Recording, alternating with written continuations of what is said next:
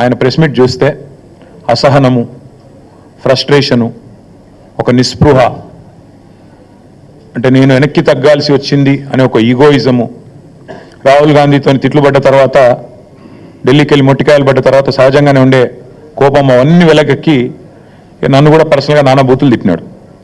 నాకైతే చూస్తే ఒకటే అనిపించింది, ఇప్పుడు రేవంత్ రెడ్డి గారు 10-15 సంవత్సరాలు అందరికీ చెప్తా ఉండేటోడు ఎప్పటికైనా ముఖ్యమంత్రిని అవుతానని. మరి ముఖ్యమంత్రి అయిన తర్వాత కూడా ఇంత ఫ్రస్ట్రేషన్ ఎందుకు? ముఖ్యమంత్రి అయిన తర్వాత కూడా రోజు కేసీఆర్ని తిట్టుడెందుకు? ముఖ్యమంత్రి అయిన తర్వాత కూడా రోజు మా మీద ఏడుపులు ఎందుకు? కావాల్సిన పదవి వచ్చింది, కావాల్సినంత దోపిడీ జరుగుతూనే ఉంది నీకు నిరాటంకంగా. మరి అట్లాంటప్పుడు ఇంత ఫ్రస్ట్రేషన్ ఎందుకో నాకైతే అర్థం కావడం లేదు. నిన్న ఆయన వైఖరి చూస్తుంటే నాకైతే ఒకటే అనిపించింది, చిట్టినాయుడు గారికి చిప్పు దొబ్బింది అనిపించింది. ఎందుకంటే ఆయన మాటలు, ఆయన వైఖరి నిన్న అసలు ఏం మాట్లాడుతున్నారో కూడా తెలియనంత ఒక ఏదో పిచ్చి రిపోర్ట్ రిలీజ్ చేసినాడు నిన్న. ఇవన్నీ బీఆర్ఎస్ హయాంలో విడుదల చేసిన అదానికి ఇచ్చిన ప్రాజెక్టులు అంటాడు. అరే ఎంత మూర్ఖత్వం అంటే దీనికి నాకు ఏం చెప్పాలో కూడా అర్థం కావట్లేదు. ఎంత మూర్ఖత్వం అంటే ఇందులో నేషనల్ హైవే ప్రాజెక్టులు, జాతీయ రహదారుల ప్రాజెక్టులు బీఆర్ఎస్ ప్రభుత్వం ఇచ్చిందంటాడు. ఈయన మొన్నటిదాకా ఎంపీగా పనిచేసిండు. జాతీయ రహదారుల ప్రాజెక్టులు రాష్ట్ర ప్రభుత్వం ఇస్తుందండి ఎక్కడన్నా? మరి గడ్కరీ గారు ఇక్కడ పనిచేస్తుండా, అక్కడ పనిచేస్తుండా? ఈయన మొన్నటిదాకా అక్కడున్నాడా, ఇక్కడున్నాడా? అసలు ఈరోజు ఎక్కడున్నాడు? మాకే అర్థం కావట్లేదు. అంటే ఇంత మూర్ఖంగా, ఇంత మొండిగా ప్రజల యొక్క తెలివితేటల్ని తక్కువ అంచనా వేసి నోటికొచ్చినట్టు వాగుతాను. మంత్రిత్వ శాఖ జాతీయ ఉపరితల రవాణా అంటే నేషనల్ సర్ఫేస్ ట్రాన్స్పోర్ట్, గడ్కరీ గారు మంత్రి. ఆయన డిపార్ట్మెంట్ టెండర్లు పిలిచి అందులో అదానికి దేశమంత వర్కులు వచ్చినాయి, ఈడొచ్చినాయి. అది మాకు అంటగడతానంటే ప్రజలు పిచ్చివాళ్ళు కాదు. ఇవాళ మా జర్నలిస్టు మిత్రులకు కూడా అన్నీ తెలుసు. ఏదో నువ్వు చెప్తున్నావు కాబట్టి వింటున్నారు, కానీ నిజానికైతే అప్పుడే ప్రశ్నించాలా మీరు కూడా, సార్ అవి జాతీయ రహదారులు కదా అని. అడగలేదు ఎవరు, కాబట్టి ఇప్పుడు నేను చెప్తున్నా.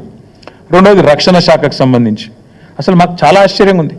రక్షణ శాఖ రాష్ట్ర ప్రభుత్వ ఆధీనంలో ఉంటుందండి. రాజ్నాథ్ సింగ్ గారు ఏం చేస్తున్నారు మరిగా? రక్షణ శాఖ మంత్రి ఆయనకు ఎందుకు మరి? అంటే ఎంత మూర్ఖత్వం అంటే మాట్లాడితే కనీసం కొద్దిగా సోయి లేదు, ఏం లేదు. ఇంకోటి 750 kV ట్రాన్స్మిషన్ లైన్ ప్రాజెక్టు, ఇది కూడా మాది కాదు, సెంట్రల్ గ్రిడ్ ఇది.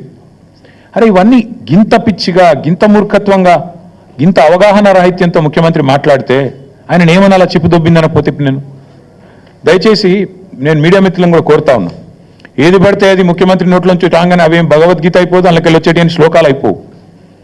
ఆయన మాట్లాడే దానిలో కూడా సరుకుందా, సబ్జెక్ట్ ఉందా, లేకపోతే అంతా బబరాజమానం భజగోవిందమా అడగాలి కదా. మనం కూడా అక్కడ కూర్చున్న వాళ్ళం ఎదురుగా జర్నలిస్టులుగా డెఫినెట్గా ఆయన నిలదీయాలి. అది కేంద్ర ప్రభుత్వ ప్రాజెక్టు కదా సార్, నువ్వు ఎందుకు పిచ్చి పిచ్చిగా మాట్లాడుతున్నావు అని ఒక్కరన్నా అడగాలి కదా. అయితే ఇంకా ఆశ్చర్యం, ఇంకా చాలా ఆయన మాట్లాడుతూ ఉంటే డ్రై పోర్టు కూడా కేంద్ర రాష్ట్ర ప్రభుత్వాల సంయుక్త ఆధ్వర్యంలో చేసేది, దానికి కూడా కేంద్ర ప్రభుత్వం అనుమతి ఇవ్వాలి. వాళ్ళతో సహకరించి, ఎందుకంటే మనకు ల్యాండ్ లాక్ స్టేట్, మనకు సముద్ర తీరం లేదు కాబట్టి డ్రై పోర్ట్ అనేది ప్రతిపాదన మనం తీసుకొచ్చినాం. దానికి కూడా కేంద్ర ప్రభుత్వంతో ఇంకా సంప్రదింపులు చేస్తానే ఉన్నాం. ఎవరికి ఏమి ఇవ్వలేదు, అది కూడా ఇవ్వండి ఇచ్చినట్టుగా చూపెట్టినాడు. ఇంకా విచిత్రం, ఇక సారు ఇదివరకు కూడా లక్ష్మయ్య సార్ కూడా ఐటీ మినిస్టర్గా పనిచేసినారు, వారికి తెలుసు. పాపం చిట్టినాయుడికి ఏమో తెలియదు, ఎవడని చెప్తుంటాడా అంటే వినడు, అదో పెద్ద బాధ. ఆయన ఎంత మూర్ఖుడు అంటే, మేము కేసీఆర్ గారి ప్రభుత్వంలో రెండు దఫాలుగా మైక్రోసాఫ్ట్ నుంచి 31,000 కోట్ల పెట్టుబడులు డేటా సెంటర్ రంగంలో తీసుకొచ్చాం. ఒకటి ఫిబ్రవరి 2022లో 15,000 కోట్ల పెట్టుబడి, జనవరి 2023 సంవత్సరంలో 16,000 కోట్ల పెట్టుబడి. ఇవి రెండు కూడా నేను మీకు ప్రెస్ కటింగ్లు ఇస్తాను, చూసుకోండి. మేము ఓపెన్గా బాజాప్తా మైక్రోసాఫ్ట్ పెద్దలు సత్యనాదెల్ల గారి నుంచి మొదలు పెడితే వాళ్ళ వివిధ అధికారులను కలిసి ఒప్పించి మెప్పించి హైదరాబాద్లో ఉండే సానుకూల పరిస్థితులు వివరించి, ఇక్కడి ప్రభుత్వం యొక్క మంచి విధానాలు వివరించి మొత్తం 31,000 కోట్ల పెట్టుబడి మైక్రోసాఫ్ట్ డేటా సెంటర్లు, వాటికి మేము సాధించాం. ఈ ముఖ్యమంత్రి గారి పరిజ్ఞానం ఎంత అంటే, వీటిని ఆయన విడుదల చేసిన దానిలో మైక్రోసాఫ్ట్ డేటా సెంటర్లో ఆయన ఏం విడుదల చేసిండు నిన్న లిస్టులో? Adani data centre. ఇక ముఖ్యమంత్రి గారు ఎట్లాంటి వాడంటే, ఈయన పాపం ఈయనకు తెలియదు. ఇదివరకు కూడా ఒకసారి ఇట్లే మాట్లాడిండు. సత్యనాదెల్లా ఉన్నాడు, ఆయన ఎవరా విప్రో సీఈఓనా అని మాట్లాడిండు. ఇప్పుడు కూడా గంతే. మైక్రోసాఫ్ట్ డేటా సెంటర్ పెట్టుబడిని ఆనాడు కేసీఆర్ ప్రభుత్వం 31,000 కోట్లు సాధిస్తే అవగాహన లేకుండా, ఇప్పుడు మాట్లాడేటప్పుడు కనీసం అధికారులు చెప్పేదన్న వినాలి కదా. నువ్వు ముఖ్యమంత్రివి, నువ్వు మాట్లాడితే నువ్వు తప్పు మాట్లాడితే రాష్ట్ర గౌరవం మంటగలుస్తుంది. ఏది పడితే అది మాట్లాడడం అనేది ఆయనకు మంచిది కాదు.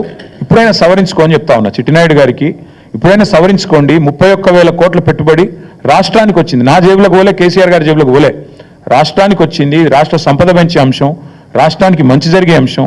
దీనివల్ల మైక్రోసాఫ్ట్ వచ్చిందంటే తర్వాత అమెజాన్ వచ్చింది, అది ఇంకా 36,000 కోట్ల పెట్టుబడి, $4.7 బిలియన్ పెట్టుబడి.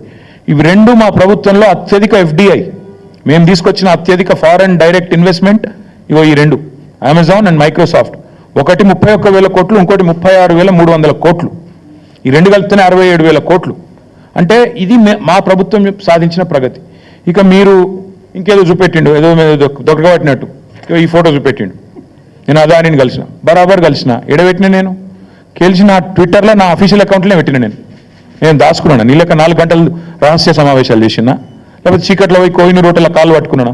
బరాబర్ దావోస్లో కలిసినాం. తర్వాత ఏం చేసినాం, ఒక ప్రపోజల్ ఇచ్చిండు, యోగి జెప్కి పని చేసినాం మేము. KCR rejects Adanis offer. మేము నీ లెక్క మాకు ఏం చేసినా బాజాప్తా చేసినాం తప్ప బేజాప్తా చేసే కర్మ మాకు లేదు. అదానీని మేము ఎన్నడూ ఎంకరేజ్ చేయలే. మేము రెడ్ సిగ్నల్ చూపెట్టినాం, నువ్వు రెడ్ కార్పెట్ వేస్తున్నావు. ఇది వాస్తవం.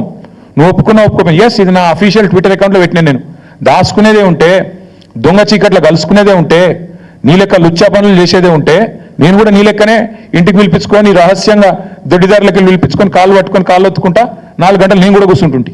కానీ నీలాగా నాకు చిల్లర పనులు చేసే అలవాటు లేదు. నువ్వు తిట్టున్నా, నువ్వు నాకేం ఫరకూడదు. తిడుతున్నావు, ఈ తెల్లారు లేస్తే సైకో, నేను సైకో అనట. మరి నువ్వేంది సాడిస్టువా? ప్రజలను కొండారెడ్డిపల్లిలో, నేను నాకు తెలియక అడుగుతా, కొండారెడ్డిపల్లి నీ సొంతూరు.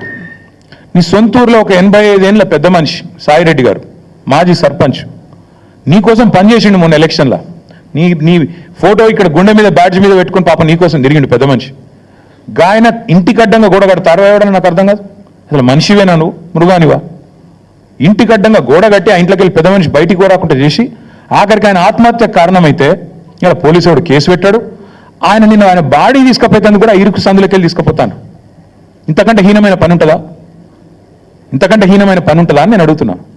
ఏం మనిషి నాకు అర్థం కాదు. సాడిస్ట్ కాకపోతే ఏమన్నా అలిగినాడు. ఇవాళ ఒక అమ్మాయి చనిపోయింది, శైలజ వాంకిడి. ఆ అమ్మాయి అంత్యక్రియలకు మా కోవలక్ష్మి గారు, ఆమెకు గిరిజన బిడ్డ, ఆదివాసీ బిడ్డ, ఆమె పోతానంటే నీకేం నచ్చిందా నాకు అర్థం కాదు. ఇంట్లో హౌస్ అరెస్ట్ చేస్తావా? మా అనిల్ జాదవ్ను అరెస్టు, మా ఖానాపూర్ ఇన్ఛార్జ్ జాన్సన్ అరెస్టు. ఇదేనా ప్రజాపాలన? ఇదేనా ఇందిరమ్మ పాలన? ఎమర్జెన్సీ రోజులను తలపించే విధంగా ఇంటర్నెట్ షట్ డౌను, లగచర్లలో ఇంటర్నెట్ షట్ డౌన్, అక్కడ పోయి అర్ధరాత్రి పోయి బందిపోట్ల మీద దాడి చేసినట్టు నీ సొంత నియోజకవర్గంలో దాడులు. ఇందుకేనా నీ పరిపాలన? ఇంకా సిగ్గుమాలిన పని. నేను చెప్పిన మహబాద్లో 1 ఇయర్ కావస్తోంది. ఈ ముఖ్యమంత్రి ఎవరి కోసం పనిచేస్తున్నాడు? అదానీ కోసం, అల్లుని కోసం, అన్న కోసం, బావమరిదికి అమృతం కోసం. ఇది ఈయన స్థూలంగా చెప్పాలంటే 1 ఇయర్ పరిపాలన. అదానీ కోసం, అల్లుడి కోసం, అల్లుడి మ్యాక్స్ బి అండ్ ఫార్మా కోసం, అన్న కోసం, జగదీష్ అన్న కోసం, తిరుపతి అన్న కోసం,